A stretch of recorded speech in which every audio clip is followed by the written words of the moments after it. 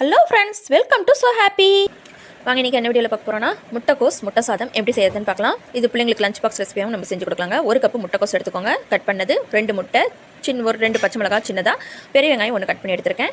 Medium சைஸில் இருக்கிற வெங்காயம் ஒரு 2 வெங்காயம் கட் பண்ணி எடுத்துக்கோங்க, ஒரு கொத்து கருவேப்பிலை. வாங்க இப்போ எப்படி செய்யறதுன்னு பார்க்கலாம். முதல்ல அடுப்பு பற்ற வச்சுட்டு இந்த மாதிரி ஒரு அகலமான வானலி வச்சுட்டு அதில் ஒரு 4 டேபிள் ஸ்பூன் அளவுக்கு எண்ணெய் சேர்த்திக்கோங்க. எண்ணெய் சூடேறட்டோங்க. எண்ணெய் சூடேறினதும் நம்ம உடச்சி வச்சுருக்கிற இந்த முட்டையை சேர்த்திடலாம். ஃபஸ்ட்டு முட்டையை சேர்த்திட்டு நல்லா ஃப்ரை பண்ணி எடுத்துக்கோங்க. நம்ம அதுக்கப்புறம் சேர்த்தனோம்னா அந்த முட்டை வந்து ஒரு மாதிரி ஸ்மெல் அடிக்கிற மாதிரி இருக்கும். ஆனால் இந்த மாதிரி நம்ம ஃப்ரை பண்ணிவிட்டு சாதத்தில் சேர்த்தும் போது நல்லாயிருக்கும், டேஸ்ட்டாகவும் இருக்கும். பாருங்கள், இந்த மாதிரி நல்லா ஃப்ரை பண்ணி விட்டுருங்க.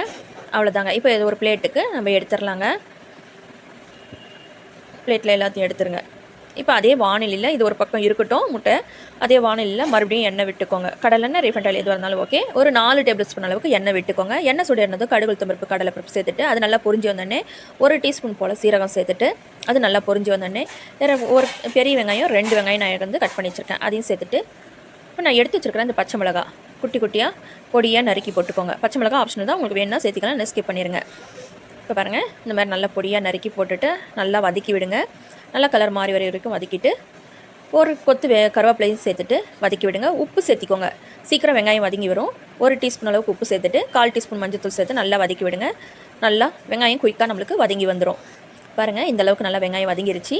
இப்போ நான் எடுத்து வச்சுருக்கிறேன், கட் பண்ணி கழுவி எடுத்து வச்சுருந்தேன் 1 கப் முட்டைக்கோஸ், அதாவது 1/4 முட்டைக்கோஸ் அளவுக்கு எடுத்துருந்தேன். அதையும் சேர்த்துட்டு நல்லா வதக்கி விடுங்க. இப்போ இதுக்கு மசாலா சேர்த்திக்கலாம். மிளகாத்தூள் 1 டீஸ்பூன் அளவுக்கு சேர்த்திக்கோங்க. சேர்த்துட்டு நல்லா கலந்து விடுங்க. பாருங்கள், நம்ம ஏற்கனவே உப்பெல்லாம் சேர்த்திருக்கோம், மஞ்சத்தூள் சேர்த்திருக்கோம், அதனால் போதும்.